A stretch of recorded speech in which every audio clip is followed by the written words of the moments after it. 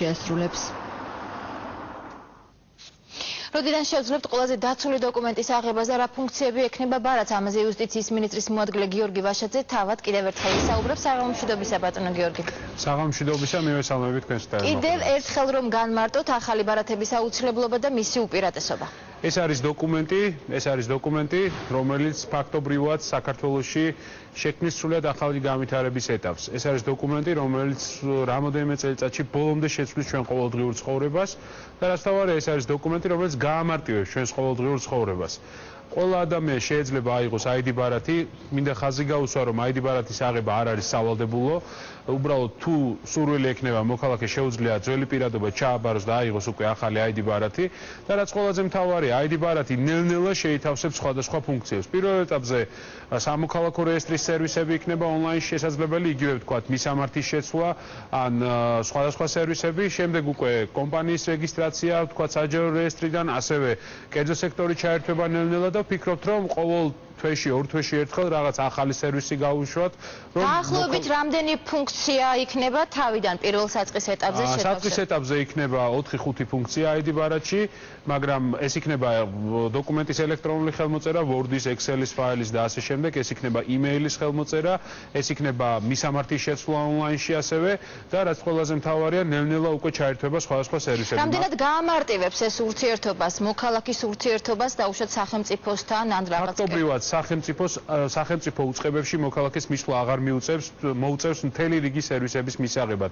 თვითონ ID ბარათის მისაღებად მოუწევს მხოლოდ და მხოლოდ მისვლა. დანარჩენი ყველა სერვისი შესაძლებელი იქნება ონლაინში და ამისათვის უკვე ყველა სახელმწიფო უწყება ნელ-ნელა ემზადება. მაგრამ ჩვენთვის მნიშვნელოვანია, რომ მოქალაქეები შეეჩვენ ამ დოკუმენტის გამოყენებას და შესაბამისად სტრატეგიაც აგებულია ესე, რომ ორ თვეში ერთხელ ახალ სერვისს გაუშვებთ. ასევე მუშაობთ თქვათ მუნიციპალიტეტებთან, იგივე თბილისის მერია უკვე წლის ბოლოსთვის ავტობუსების სისტემას გადაიყვანს ID ბარათზე, ანუ ეს ნიშნავს, რომ ID ბარათით შეგეძლებათ იმგზავროთ ტრანსპორტით, ანუ აღარ დაგჭირდებათ დამატებითი ბარათების გამოყენება, ან იქვე რაღაც გადახდის სისტემებით სარგებლობა.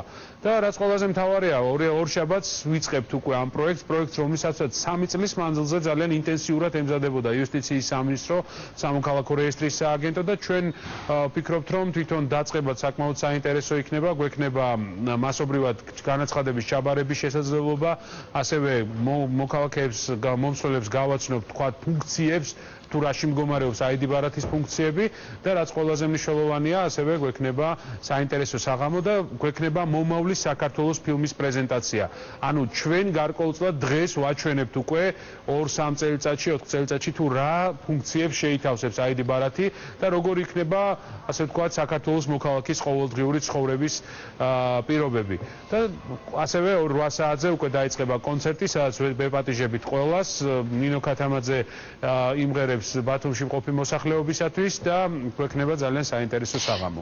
ბარათი ეღირება, როგორც მოვისმინეთ, 30 ლარი და კიდევ ერთხელ რომ დავაზუსტოთ, 1 აგვისტოს უკვე ნებისმიერი მოქალაქე შეძლებს მის აღებას. 1 აგვისტოს თბილისში და ბათუმში დაიწყება გაცემა, უკვე სექტემბრისთვის ჩაერთვება აბსოლუტურად ყველა რაიონი, ანუ ნელ-ნელა ყველა რაიონს შავთავთ, რადგან სისტემაც ასე ვთქვათ განვითარდება მასთან ID ბარათების პრაქტიკაში გამოცემასთან ერთად და რაც ყველაზე მთავარია 30 ლარი ეღირება, მაგრამ სიღარიბის ზღვარს მიღმა მყოფი პირები, რომელთა სარეიტინგო ქულა არ აღემატება 70,000, ანუ 70,000 ერთ ქულაზე ნაკლები, ვისაც აქვს სარეიტინგო ქულა სიღარიბის პროგრამაში, ყველა მიიღებს ID ბარათს უფასოდ. ესეც ძალიან მნიშვნელოვანი გადაწყვეტილება არის, რომელიც სახელმწიფო მიიღო იმისათვის, რომ ყველა კატეგორიის ადამიანს შეეძლოს ID ბარათის აღება, რადგან ეს არის დოკუმენტი, რომელიც ისევე საჭიროა ახალგაზრდებისათვის, როგორც უფროსი თაობისათვის და შესაბამისად ძალიან მნიშვნელოვანია, რომ ყველა შეეძლოს აღება ამ დოკუმენტის. დიდი მადლობა. კურიერის შეკითხვებს იუსტიციის მინისტრის მოადგილე გიორგი ვაშაძე პასუხობდა.